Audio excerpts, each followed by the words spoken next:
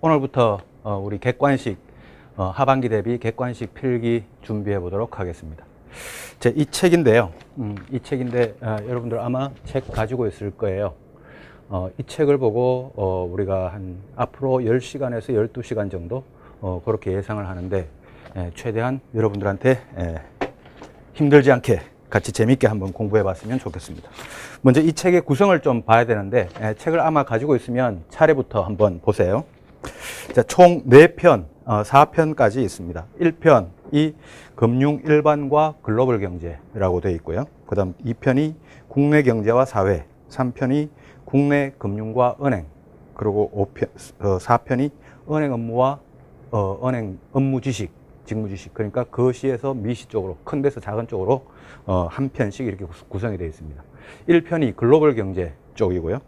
그 다음 2편이 국내 경제, 그리고 3편이 국내 금융, 4편이 그리고 은행 직무, 이렇게 이제 좀 내려가는 쪽으로 이렇게 되어 있죠. 각각 문제 구성이 어떻게 되어 있냐면 1편 글로벌 경제 쪽이죠. 글로벌 경제 쪽에서 총 150문제가 나와 있습니다. 150문제. 그 다음 2편 국내 경제 사회, 국내 경제 사회 쪽에서 150문제. 그 다음 3편에서 150문제, 4편에서 250문제. 그래서 총 700문제가 나와 있습니다. 그래서 오늘 우리가 1차적으로 글로벌 경제 쪽으로 이제 먼저 진도를 나가 볼 텐데 1편이 글로벌, 2편이 국내 경제, 3편이 국내 금융, 4편이 은행 업무 이렇게 가 있죠. 자, 이번 하반기에 이 책을 가지고 여러분들이 좀 설명 들으면서 또 스스로 공부를 하면 경제 지식, 객관식 문제 쪽으로는 상당히 커버가 될 수 있지 않겠나라고 생각이 되는데요. 이 책을 공부하는 데는 제가 한 가지만 더 말씀드리고 진도를 나가면 핵심 이론서라고 기본서 있습니다. 기본서가 있고 지금 아까 우리 객관식 700제라고 하는 이 책은 객관식 문제집이고 이 책 말고 기본서가 하나 있으니까 기본서를 가지고 보고 이 책을 같이 보면 제일 좋고, 근데 이 책만 가지고 있으면 어쩔 수 없이 이 책만 가지고 설명을 한번 들어보도록 합니다. 근데 혹시 이제 여러분들이 먼저 풀고 저랑 같이 설명 듣고 하는 게 이제 제일 좋은데, 먼저 풀다가 틀린 문제들이 나옵니다. 틀린 문제들이 나오면 그냥 틀렸구나 하고 정답만 보고 넘어가지 말고 꼭 관련된 분야를 공부하고 넘어가는 게 제일 좋습니다. 그래서 관련된 분야 꼭 공부하고 넘어가기. 꼭 나중에 이제 우리가 객관식 문제, 은행에서 이제 객관식 문제가 나오더라도 여기 있는 책의 문제 그대로 나오는 게 절대로 아니니까 틀렸으면 요것과 틀렸던 그 분야에 관련된 범위에 있어서의 공부를 하고 넘어가야 실전 시험에서 틀리지 않을 거다. 그래서 꼭 그 관련된 공부를 좀 하고 넘어가도록 하시기 바랍니다. 자, 그러면 이제 첫 시간 우리 금융 일반과 글로벌 경제, 여기가 이제 챕터 1 되어 있는데요. 아마 이 한 챕터가 보통 우리가 한 30분 내외로 이렇게 우리 강의 시간이 정해질 겁니다. 그래서 그렇게 시간을 배정하고 공부해 보도록 하고, 우리 금융 일반 그리고 글로벌 경제에서는 문제가 총 40문제가 나와 있습니다. 40문제가 나와 있는데 우리가 한 30분에서 40분 사이에 요 챕터를 끝내는 걸로 준비를 한번 해보도록 합니다.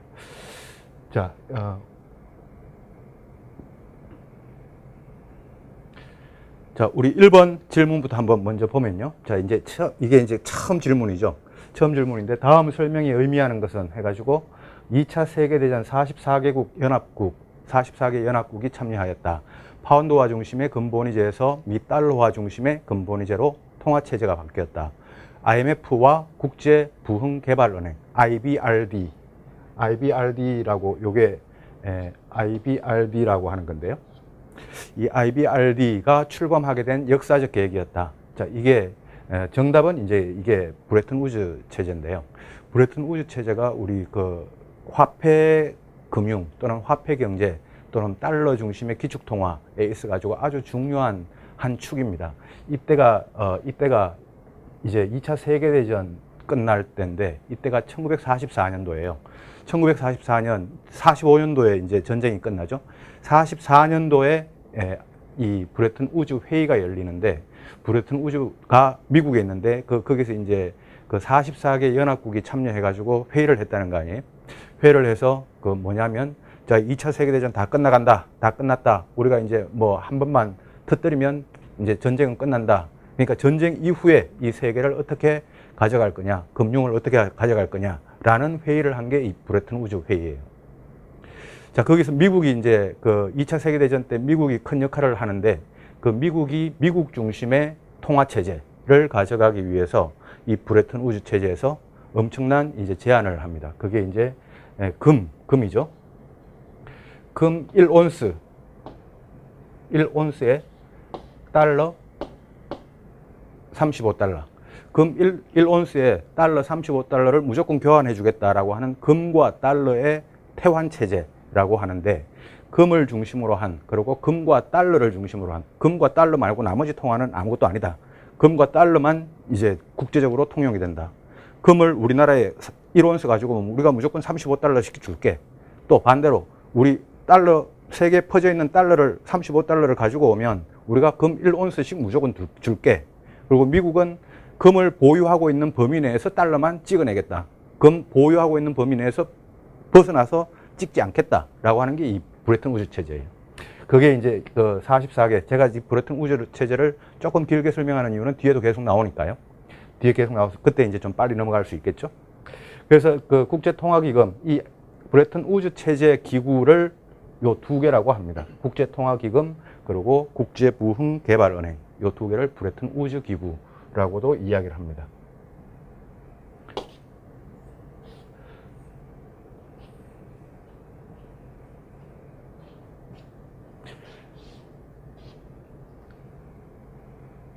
자, 그래서 1번은 그렇게 하고 한번 뭐 킹스턴 체제 뭐 나머지는 또 뒤에 또 나오니까요. 자, 2번을 한번 가보도록 할게요. 자, 2번. 1차, 2차, 3차, 4차 중동전쟁에 관련된 건데요. 중동전쟁 하면 이제 위에 브레튼 우즈 체제하고는 또 달라요. 중동전쟁은 나중에 또 나올 건데, 1차 중동전쟁이 언제 일어나냐면 1차 중동전쟁이 1948년도입니다.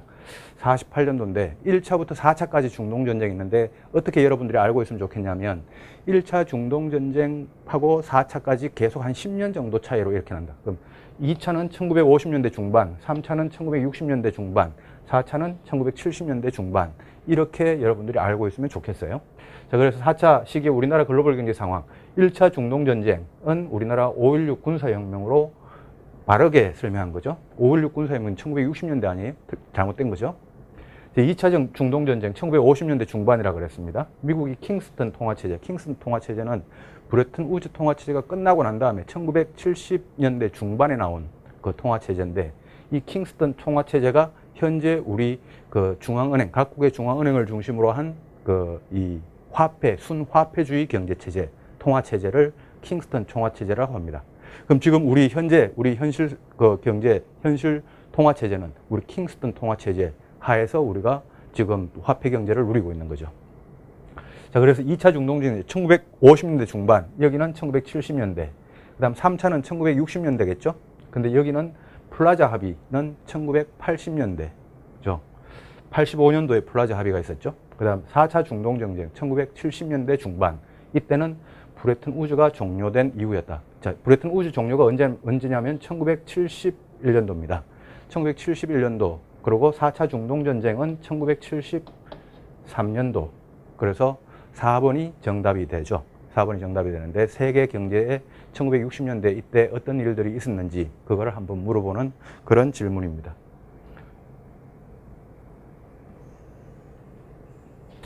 자, 문제 한 2개 정도 풀어봤는데, 이 문제들을 가지고 제가 취업 준비생 분들한테 테스트를 이렇게 보니까 많이 맞추는 분들이 거의 없어요. 그러니까 이쪽 분야에 많이 약하다는 거죠, 여러분들이. 그래서 많이 맞추는 분들이 거의 없는데, 지금 현재 이 정도 난이도 문제에 거의 한 반 정도 맞추면, 한 10개 플러스 5개 정도 맞추면 실력 괜찮은 편이다, 이렇게 생각을 해도 될 것 같습니다. 자, 3번 한번 볼까요? 고대 화폐들은 무게나 부피 단위를 화폐 단위로 사용했는데, 무게나 부피 단위로 사용된 통화가 아닌 것은. 자, 요거는 우리가 이제 그 답안지 있죠. 여러분들 답안지 있을 텐데, 답안지를 같이 보면서 한번 보면 더 설명이 빠를 것 같아요. 3번의 답안지 보면 그 이탈리아 뭐 페소부터 시작해서 뭐 무게 단위인 통화도 있고 무게 단위 통화가 아닌 것도 있고 뭐 쭉 나오죠. 근데 여기 저 다 이게 무게 단위나 또는 부피 단위인데 무게 단위나 부피 단위인데 마르크도 무게 다 무게인데 요 크로네라고 하는 크라운이라고 하는 그 크라운이 왕관이잖아요. 자, 크라운 거기서 이제 나온 단어로 요 통화들이 그 왕족, 귀족 그런 의미를 가지고 있었던 통화입니다. 요거는 3번 같은 경우는 뭐 여러분들 답지 보면은 바로 이해가 가실 거예요. 자, 4번을 한번 볼까요?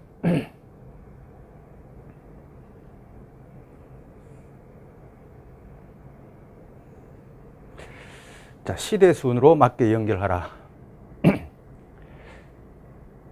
자, 2차 세계대전 발발이 1939년도죠. 그리고 알아야 될 게 2차 세계대전 끝나자마자 아까 제가 1944년도에 미국에서 브레튼 우즈 회의가 열렸다 그랬잖아요. 그러면서 1945년 2차 세계대전 끝나자마자 유엔이 설립이 됩니다. 이게 이제 1945년도죠. 그리고 45년도 그다음에 이제 브레튼 우즈 기구라고 하는 IMF 이게 1947년도에 설립이 됩니다. 그다음에 이제 그렇게 브레튼 우즈 아까 제가 말씀드렸던 브레튼 우즈 체제가 미국 달러 위주로 이제 가다가 1971년도에 미국의 닉슨 대통령 때 미국의 닉슨 대통령이라고 있었는데 그때 브레튼 우즈 체제를 포기하게 됩니다. 미국이. 아까 브레튼 우즈가 뭐라 그랬냐면 각 나라들이 달러를 가지고 오면 우리가 달러 35달러에 1온스씩 금을 나눠주겠다. 또는 금을 가지고 오면 달러를 주겠다. 이게 이제 브레튼 우즈 체제였잖아요. 근데 1960년대에 미국이 이제 베트남 전쟁이라고 하는 큰 그 역사적 사건을 치르게 됩니다. 베트남 전쟁에 막 돈을 때려붓고 막 돈을 찍어가지고 하다 보니 미국이 금을 가지고 있는 범위 내에서 달러를 찍었었어야 되는데 다른 나라에서 무기 사고 막 그런다고 보니까 미국이 금을 가지고 있는 범위를 벗어나서 달러를 막 찍어버린 거예요. 1960년대에. 그러니까 미국에서 어떤 생각이 드냐면 70년대 다른 나라들이 이제 막 달러를 막 오버해서 찍어냈으니까 다른 나라들이 달러를 가지고 오면 금을 내줘야 되잖아요. 근데 금을 내줄 금이 없는 거예요. 그래서 그 미국이 1971년도에 어떻게 했냐면 닉슨 대통령이 우리는 브레튼 우즈 체제를 더 이상 못하겠다. 그리고 달러 금태환 금과 달러를 바꿔주는 이 제도를 우리는 포기한다 하고 세계사에서 그 브레튼 우즈 체제를 종료시켜버려요. 자, 종료시켜버리니까 각국이 이제 그러면 이제 어떻게 갈 거냐라고 이제 막 고민을 하다가 잠깐 나왔던 게 여기 있는 이 스미소니언 체제라는 게 나와요. 스미소니언 체제라는 게 1971년도부터 한 5년, 75년 사이에 잠깐 미국을 중심으로 스미소니언 체제라는 게 움직이다가 1976년도에 킹스턴 체제라고 하는 게 이제 출발을 합니다. 킹스턴 체제가 아까 지금 현재 우리 통화 체제를 킹스턴 체제라고 제가 말씀드렸죠. 킹스턴 체제는 뭐냐면 금과 달러를 이렇게 바꾸는 게 아니고 자, 이제 실물을 중심으로 한 통화 체제 한번 실패를 봤으니 실물이 필요 없이 각 나라들이 중앙은행이 알아서 그냥 통화를 찍어라. 적절하게 통화량 예측을 하고 적절하게 경제 예측을 해서 각 중앙은행들의 역할이 커지게 그래서 순수 화폐 경제로 가는 체제 이거를 킹스턴 체제라고 합니다. 그래서 이게 킹스턴 체제가 언젠가 하면 이게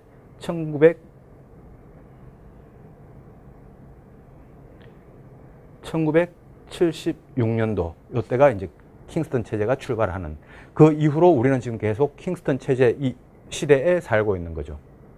자, 그래서 뭐 그 내용을 알면 뭐 순서대로 다 맞출 수 있겠죠. 자, 그다음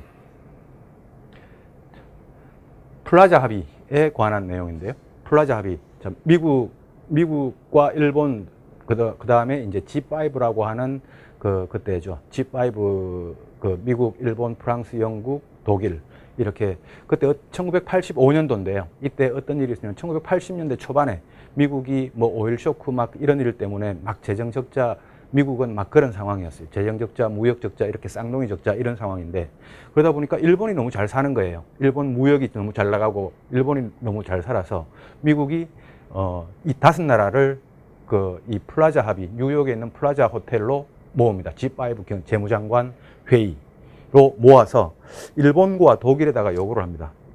당신네들 두 나라가 너무 잘 나가고 있으니 당신네들 두 나라 환율 엔화 환율과 마르크 환율을 좀 절상을 좀 시켜라.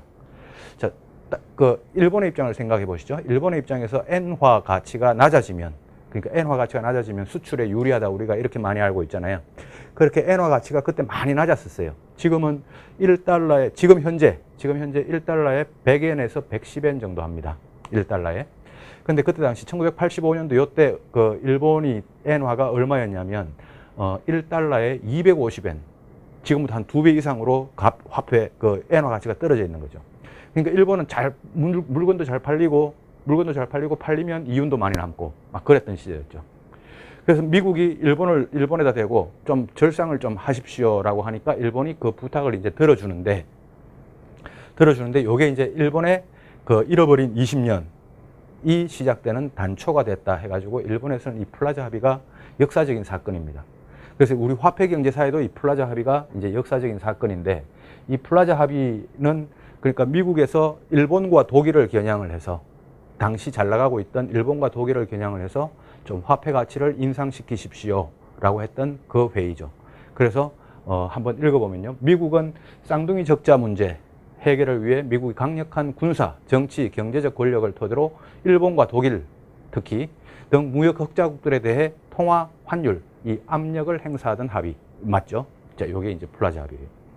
미국에서 회의를 했다. 미국 플라자 호텔, 글로벌 G5 재무장관 맞죠? 자, 3번 플라자 합의의 최대 수혜국은 독일이다. 아니죠. 독일도 피해국이었습니다. 일본이 제일 큰 피해국이었지만 독일도 피해국은 피해국이었는데 독일은 잘 버텨냈고 일본은 거기서 실패를 했고. 자, 그래서 3번이 정답이죠. 4번 일본은 엔화 가치 상승으로 이후 잃어버린 20년이라는 장기간의 경제적 난관에 빠지게 된다. 그렇죠. 그래서 정답은 3번이겠네요.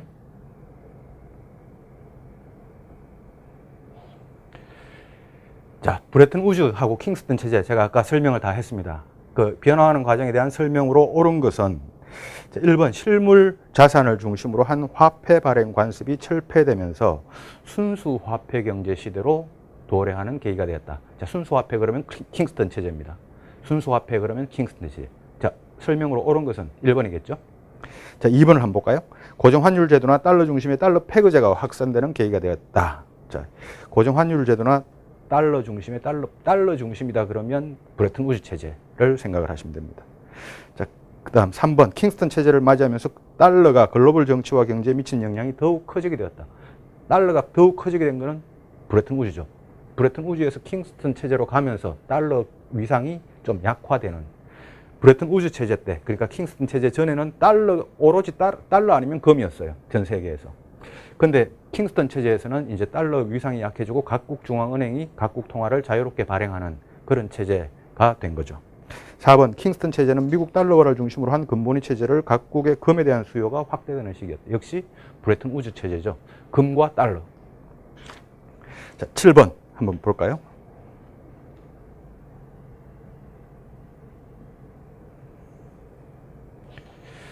트리핀의 딜레마와 세뇨리지 효과에 대한 내용인데요. 트리핀의 딜레마는 뒤에 설명 보시고 이제 읽어보시면 되는데, 트리핀의 딜레마라는 건 뭐냐면 미국 트리핀 교수라고 하는 분이 기축통화라는 단어를 만들어냈던 분인데요. 이 트리핀이라는 분이 미국 입장을 한번 생각해 보시죠. 미국 달러가 기축통화가 되고 전 세계에 이제 다 퍼져 있어야 되는데, 미국 입장에서 달러가 기축통화가 되기 위해서는 전 세계에 달러가 많이 있어야 되잖아요. 저 아프리카에 있는 오지 국가, 가나, 이디오피아 이런 나라에도 달러가 다 가 있어야 되고 거기서 달러가 통용이 돼야 돼요. 그럼 미국에서 달러를 보내줘야 되잖아요. 그런 나라들에. 근데 미국에서 달러를 그 나라들에 보내줄 수 있는 방법이 뭐냐면 그 나라 물건을 수입하고 미국 달러를 결제하는 방법밖에 없어요. 그 말고 아니면 빌려주든지 아니면 수입하고 이제 결제를 해야 되는데, 그럼 미국은 그 나라 상품을 수입을 해야 되죠. 그래야 달러가 이제 많이 흩어져 나가겠죠. 이런 식으로 달러를 많이 흩어져 나가다 보면 미국은 결국 수출하는 것보다 수입하는 게 많아야 달러가 많이 나가는 거예요. 수출하는 것보다 수입하는 게 많아야 되는데, 만약에 반대로 수입하는 것보다 수출이 많으면 미국 달러는 자꾸 걷어들어지는, 미국 안쪽으로 들어오게 되는 효과가 생기죠. 그래서 미국이 기축통화가 되려면 미국 달러가 자꾸 바깥으로 나가야 되는데, 바깥으로 나가려고 하다 보니까 무역 적자가 생겨야 되는 거예요. 무역 흑자가 생기면 달러가 안으로 들어온다 그랬잖아요. 무역 적자가 생겨야 수입을 많이 하고, 수입을 해야 결국 미국 달러로 결제를 하고 그 나라에 달러가 퍼지니까. 그래야 달러가 퍼지게 되니까. 그래서 트레피네 딜레마가 뭐냐면 기축통화 위치를 지위를 유지를 하려 그러면 무역 적자가 커질 수밖에 없다는 거예요. 자, 그래서 무역 수지의 균형을 맞추려 그러니까 무역 수지가 흑자로 돌아서려 그러니까 기축통화 지위가 떨어지고 기축통화 지위를 올리려고 하니까 무역이 적자가 생기는 이런 현상, 이거를 트레피네 딜레마라고 이야기를 합니다. 그래서 무역 적자와 기축통화의 지위 사이에서 고민하는 이 딜레마 현상이 생기는 이거를 트레피네 딜레마 현상이라고 하고, 세뇨리지 효과라는 거는 주조 효과라 그래서 이제 돈을 찍어내는데 만약에 우리가 5만 원권, 한국은행에서 5만 원권 지폐가 있지 않습니까? 5만 원권 지폐를 하나 찍어내는데 단가가 얼마가 드냐? 단가가 만약에 5만 원이 든다. 그러면 이건 세뇨리지 효과가 없는 거예요. 근데 만약에 5만 원짜리 하나를 찍어내는데 만 원이 든다고 생각을 해봅시다. 만 원을 들여서 5만 원짜리를 찍어내는 거죠. 그럼 한국은행은 만 원 들여서 5만 원짜리 하나 찍어낼 때마다 4만 원씩 벌어들인 거예요. 한국은행 입장에서는. 원가가 만 원인데 5만 원짜리가 이제 통용되는 거죠. 그럼 나중에 5만 원 가치를 회수하니까 한국은행은 4만 원의 이익이 생기는 거죠. 이 효과를 세뇨리지 효과라고 합니다. 미국 달러도 마찬가지입니다. 자, 미국이 이 세뇨리지 효과를 가지고 미국에서 만약에 아까 제가 미국 기축통화가 이제 세계로 퍼져나가는데 많이 퍼질수록 좋다. 그러면 이제 세뇨리지 효과가 이제 많은 거죠. 많은 건데, 그 미국에서 만약에 우리나라에 있는 63빌딩, 여의도 63빌딩 또는 뭐 롯데타워를 하나 사고 싶다. 그럼 미국 그냥 달러 찍어서 그냥 사면 될 거 아니에요. 미국의 입장에서. 그 정도 달러가 더 세계에 풀린다고 미국이 어떻게 되는 것도 아니고. 자, 이렇게 그럼 미국은 기축통화니까 어떤 나라든지 다 이게 통용이 되니까 달러가. 미국에서 달러를 찍어가지고 그냥 지금 현재 있는 돈이 유통되는 돈이 아니고 미국 중앙은행이 달러를 찍어가지고 우리 롯데타워를 샀다. 이런 현상이 미국이 세뇨리지 효과를 일으켜가지고 벌어들였던 이윤들이에요. 자, 미국이 이렇게 세뇨리지 효과를 가지고 벌어들였던 이윤이 얼마나 많냐. 이 경제학자들은 엄청날 거다라고. 미국이 그냥 달러 찍어가지고 뭐 하와이 섬도 살 수 있고, 뭐 우리 여의도 전체를 살 수도 있고, 뭐 여의도 전체를 사는 만큼 달러를 찍어냈다고 해가지고 미국이 망하는 것도 아니고. 자, 이런 세뇨리지 효과를 일으키는 현상, 이거를 기축통화에서 엄청난 그 혜택이죠. 기축통화 국가가 가지고 있는. 자, 한번 읽어볼까요? 맞는 내용과 틀린 내용. 세뇨리지 효과로 미국 달러화를 보유하고 있는 다른 나라는 미국 달러 가치 상승을 통해 세뇨리지 효과의 간접적 혜택을 누리게 된다. 맞겠죠? 자, 맞고. 자, B. 세뇨리지 효과는 주조 차익이라고도 하며 각국의 중앙은행에서는 모두 발행할 수 있다. 자, 우리나라도 그렇고 모든 나라는 다 세뇨리지 효과를 누릴 수 있습니다. 따라서 우리나라에서도 세뇨리지 효과는 있습니다. 자, 3번, C번. 현재 미국은 제1세대 기축통화국으로 세뇨리지 효과를 최대로 누리는 나라. 맞습니다. 기축통화국이죠. D번. 미국이 기축통화국으로서 지위를 누리기 위해서는 앞으로 세뇨리지 효과를 축소시켜 나가야 됩니다. 아닙니다. 미국은 더 늘려나갈수록 기축통화국으로서 지위가 더 커지겠죠. 자, 2번. 트레피네 딜레마는 기축통화국의 통화 발행으로 인한 국제 유동성과 그 나라 내부에서의 물가와의 상충관계다. 아니고 무역 수지와 기축통화로서의 지위와의 상충관계다라고 아까 제가 이야기를 했죠. 국제 유동성을 위해서 미국은 달러를 더 발행할 수밖에 없으며 이로 인해 추가적인 세뇨리지 효과를 기대할 수도 있다. 그렇습니다. 자, 이래서 트레피네 딜레마와 세뇨리지 효과에 대해서 이해를 하고 있냐라는 질문을 한번 내봤습니다.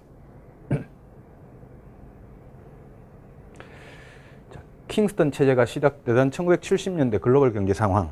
1970년대 일본은 미국의 요구에 의해 엔화 가치가 몇 년 사이에 2배 가까이 오르던 시기였다. 요거는 이게 플라자 합의 이후죠. 지금 킹스턴 체제는 1970년대고 플라자 합의는 1980년대니까요. 1번이 답이겠네요. 나머지는 다 1970년대 이야기다. 다 읽어보고 넘어가셔야 됩니다. 저는 지금 시간 때문에 넘어가지만.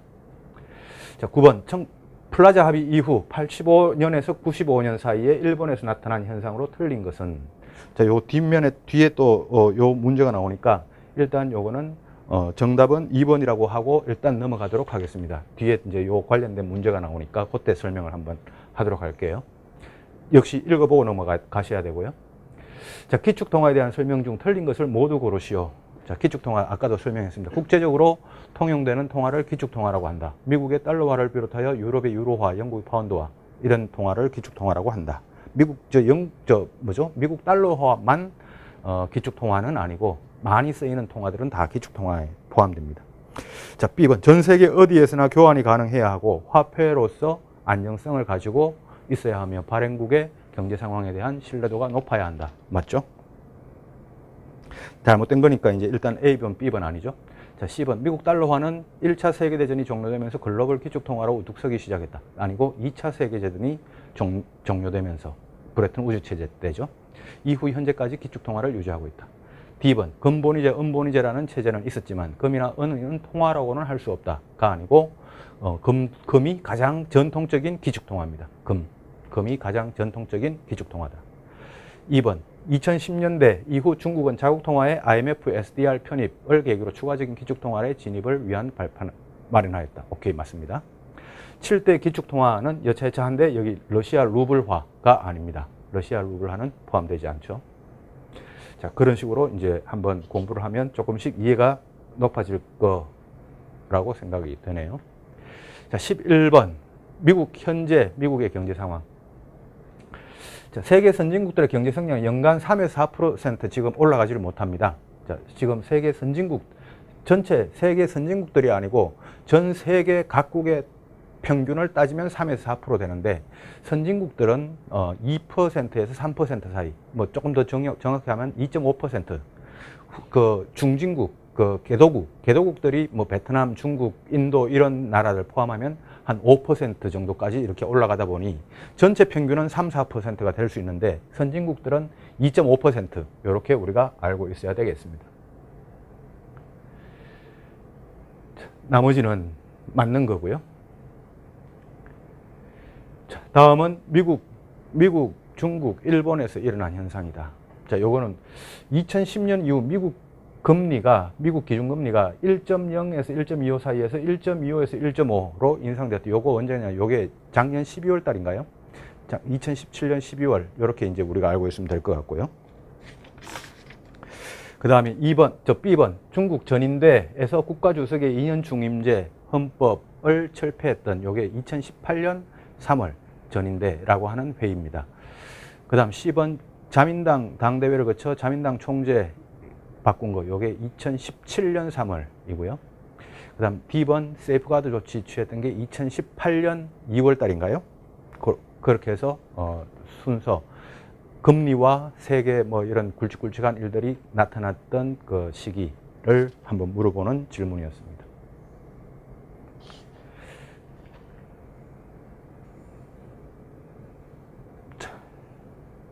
13번 연도별 다보스 포럼 주제, 다보스 포럼에 대해서, 다보스 포럼이 이제 그 스위스 다보스라는 곳에서 그 회의하는 거잖아요. 근데 매년 이 주제가 열리는데 이 주제를 우리가 다 알고 있을 필요는 없습니다. 근데 뭐 정도는 알고 있어야 되냐면 올해 주제, 2018년도죠.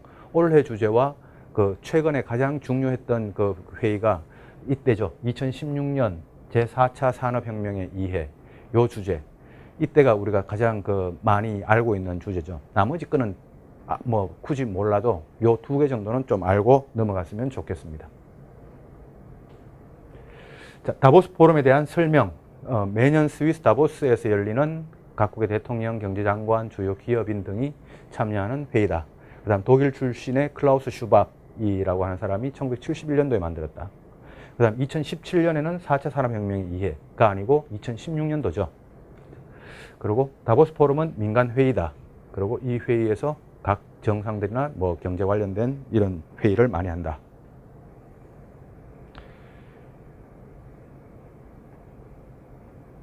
다국적 기업 구글세 뭐 관련해 가지고 이제 그 질문을 한번 해본 건데요. 요거는 지금 그 다음 설명 중 잘못된 것을 모두 고르시오잖아요. 2개를 골라야 될 것 같은데 요게 두 개가 정답은 1번하고 4번인데요. 1번 구글, 애플, 스타벅스 등 다국적 기업들은 해외에서 탈세나 절세를 위해 주로 해외 현지 법인을 운영하고 있다. 우리나라를 포함한 홍콩, 싱가포르 등 동남아 지역이 많이 활용되고 있다. 정도가 아니고 우리나라, 홍콩, 싱가포르, 뭐 우리나라는 좀 그렇습니다만 홍콩, 싱가포르만 하더라도 상당히 금융 선진국이에요. 그러다 보니까 이런 나라들보다 법인세가 적고 탈피가 쉬운 그런 좀 섬나라, 그런 나라들을, 그런 섬들을 주로 많이 활용을 하죠. 그래서 1번이 일단 틀렸고요. 2번, 다국적 기업들은 국제조세제도 허점을 이용하고 있다. 이런 행위를 뱁스라고 한다. 용어 알아놓고 우리 뭐 핵심 이론서 보면 이런 내용들이 다 설명 나와 있는데 우리가 지금 문제집만 보다 보니까 뱁스가 뭔지 이런 거 잘 설명이 안 돼 있잖아요. 이런 설명을 보고 싶으면 핵심 이론서에 있으니까 핵심 이론서 꼭 같이 공부하시면 더욱더 이해가 높을 거예요. 자, 3번. 글로벌에서 구글세를 가장 먼저 도입했던 나라는 영국이다. 그리고 실제로 2016년도에 구글세 징수하는 데 성공했다. 영국이. 4번. 현재 우리나라의 경우 구글세를 도입하고 있다. 2017년부터 구글사는 매출액과 순이익에 대해 구글세를 납부하고 있다. 아직 안 내고 있다. 그래서 4번도 틀렸고, 우리나라도 이제 5번을 보면 페이스북 같은 경우에 우리나라에서 내년 2019년도부터 법인세를 내겠다라고 선언은 했지만 실제로 낼지 안 낼지는 아직까지 좀 두고 봐야 될 것 같습니다.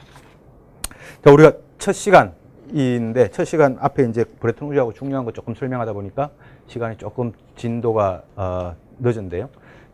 지금 15번까지 했죠. 15번까지 했는데 15번까지 했던 거 다시 한번 보고 1분 브레이크 타임 가지고 다시 찾아뵙도록 하겠습니다.